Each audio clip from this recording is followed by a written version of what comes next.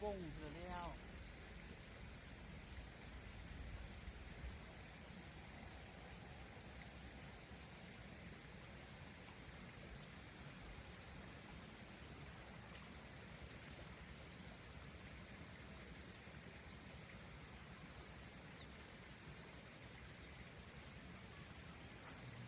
ปลาเติมขาวอ่ะ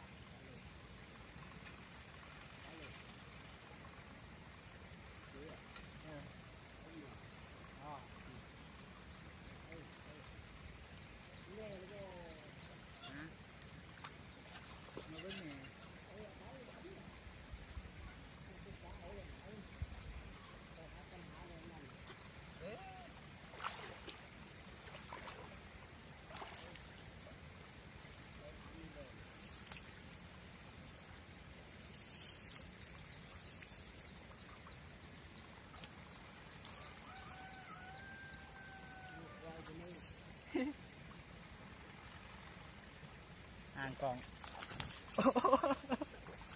เกือบ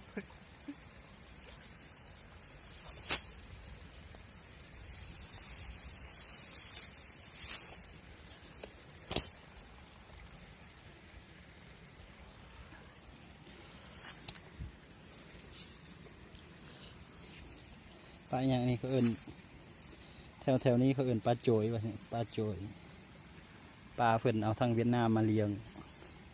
เอาทั้งประเทศเวียดนามปลาทั้งประเทศเวียดนามเพิ่นเอามาเลี้ยงเป็น2 ปีเพิ่นจึงให้ใหญ่ซำนี้นะมันหล่นใหญ่ซำนี้มัน2 ปีเพิ่นเด้อนี่มันกินหญ้าพวกนี้แหละเป็นอาหารกินหญ้าแบบนี้แหละเป็นอาหารนะกินหญ้าแบบนี้เป็นอาหาร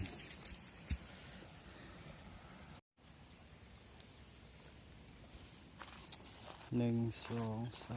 4 5 6 7 8 9 10ตัวแต่ว่าตัวน้อยตัวนี้ใหญ่สุดในหนองตัวนี้เด็กปลาคอ2 ตัว